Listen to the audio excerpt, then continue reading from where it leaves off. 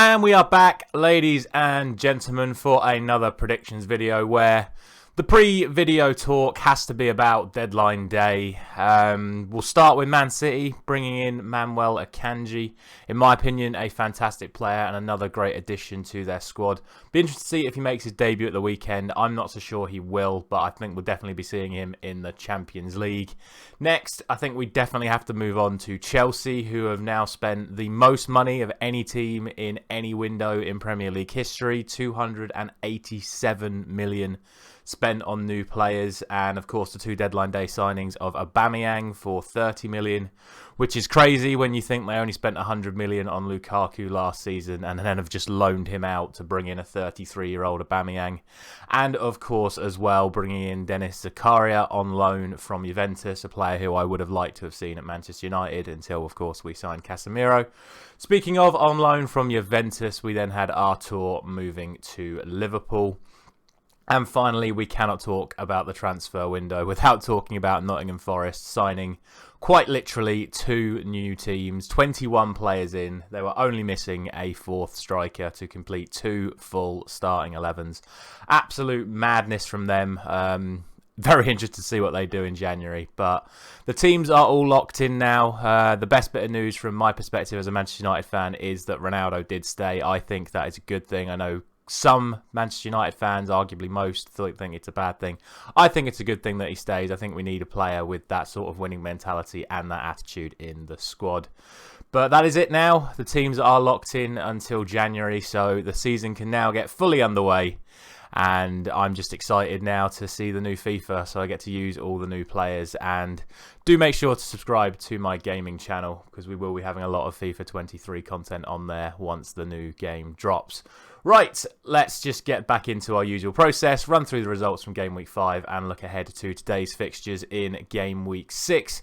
Drop a like if you enjoy this series, subscribe to the channel so you don't miss any of the new content, and let's look at those Game Week 5 results. So this is what I went for, and on a quick scan you'll probably think, oh dear, he's probably not done very well this week, and you would be right. Just the 3 games where I only scored 1 point. I'm not going to complain too much about the ones I got wrong. The only real ones that I thought were a genuine surprise were Crystal Palace not beating Brentford and probably Wolves not winning at Bournemouth. But other than that, I can't really complain too much. I think all the other results were definitely possible. But all in all, it means that we get a game week score of 3, which brings the season score up to 27, which isn't great after 5 game weeks, but you know, the season's still early, and like we said, the teams are locked in now, so we will see how it goes from here. As always, please let me know down in the comments what how you got on, and let's look into Game Week 6. So we start with today's lunchtime game, the 12:30 game between Everton and Liverpool, the Merseyside derby. And given Liverpool's struggles, you would expect me to probably put this quite close, and I'm not going to, for the same reasons I mentioned in my fantasy football video yesterday. Make sure to check that out as well. I'm going to go for 3-1. I definitely think it could be more. I just think, given the occasion, Everton are going to go for it, which will actually play into Liverpool's hands, in my opinion. It's been proven over the first few games that teams that sit back and dig in and then hit Liverpool on counters are the teams that are getting the most joy. And I think when you bring into the occasion of a Merseyside derby, I think if Everton try to do that, the crowd are going to get on their back immediately, and then they'll end up pushing out, and I just think Liverpool pick them off. I just don't think Everton are in any sort of state to deal with a team as good as Liverpool right now. I hope I'm wrong as a Manchester United fan, but I don't see it happening, and I'm going for 3-1 to Liverpool. On to the 3 o'clocks then, and we start with Brentford up against Leeds.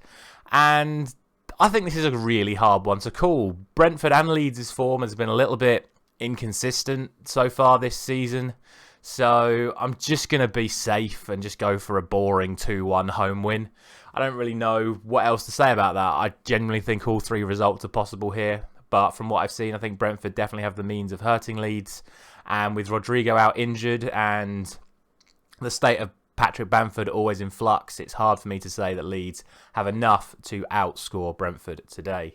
Next up, we have Chelsea and West Ham. And again, you shouldn't really be backing against Chelsea at home. And I'm not going to. And I think if they're able to get Aubameyang and Zakaria into that starting lineup, as well as Fofana as well, you would like to think Chelsea have the means to win.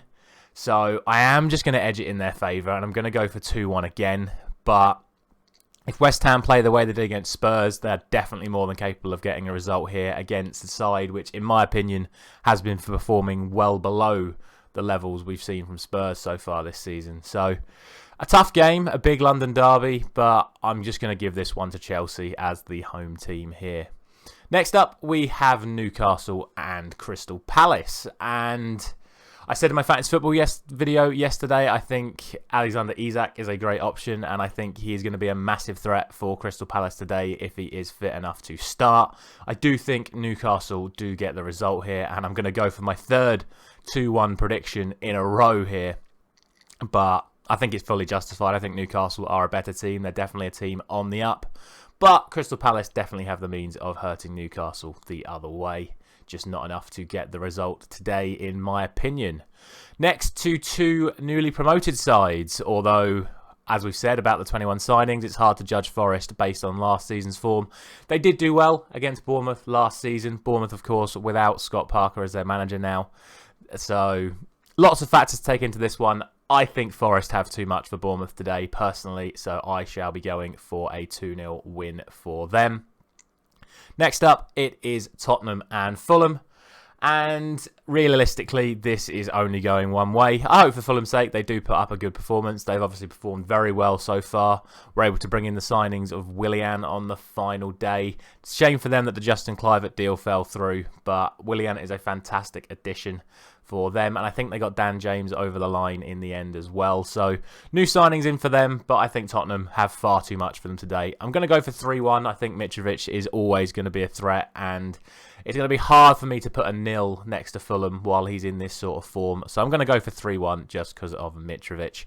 Next up, it is Wolves and Southampton, and again, I think this is a really tough one to call. Southampton, I think, have performed above their status so far this season. Their signings have been spot on, especially Lavia and Bella Kocha in midfield and defence. They were able to bring in Coletta Carr as well on deadline day. So good new signings for Southampton. But will we see the debut of Kalajdzic for Wolves? Will make things very interesting at 6'7".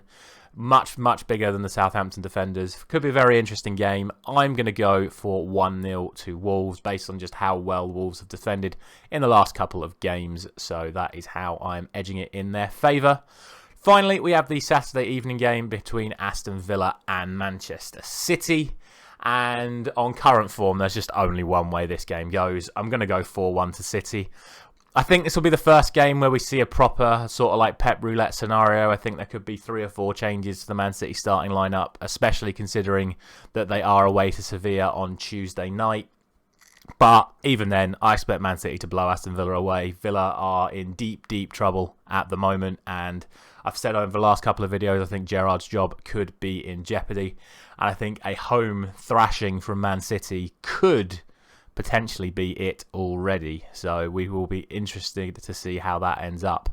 On to Sunday then, we start with another team under massive pressure and another manager under massive pressure in Leicester City, and they travel to Brighton, who are in an absolutely rich frame of form at the moment, bringing in Billy Gilmour on deadline day as well, a very Graham Potter signing and a very good young prospect to bring into his young prospect squad essentially. I expect Brighton to get the job done again. As we all know, I do struggle with these Brighton predictions, but I do expect them to get the job done here, and I'm going to go for 2-0 to Brighton. And finally, we have the main event of the weekend. It is Manchester United up against Arsenal at Old Trafford. The side who have won all 5 opening games against the side that have won their last 3. I'm going to be biased. I'm going to go for Manchester United. I think the way we're playing at the moment, we should be beating Arsenal, and that is an incredibly bold statement to say when Arsenal have won their first 5 games, but I genuinely think we're the toughest opponents Arsenal have come up against so far this season. I don't think even the most hardcore Arsenal fan would be surprised for predictions to be going in Manchester United's favour this weekend. I'm going to go for 3-1, But I think the first goal is crucial. The last 3 games that we have won, we've relied on getting that early goal and then sitting in essentially for the rest of the game looking for counter-attacks. If Arsenal get the first goal in this one, I think it could end up being a bad day for Manchester United. But I'm going to back the boys, and I expect us to get that first goal and then look to push on from there. I can see Arsenal definitely scoring, but I think in the end we should have too much quality to get the job done. And finally, a reminder that I will be doing a watch along for this game as well, so make sure you join me at 4:15 tomorrow afternoon for my live reactions to the Manchester United Arsenal game as it is going on. It's going to be great fun, the first time I've done it, and if it is successful, I will look for doing it for the remaining Manchester United games.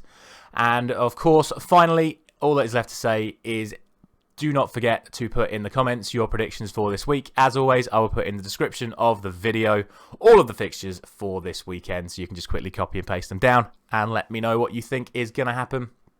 As always, a reminder to drop a like, share this video with a friend, subscribe and ring the bell, and I will see you tomorrow afternoon, 4:15 for the watch along.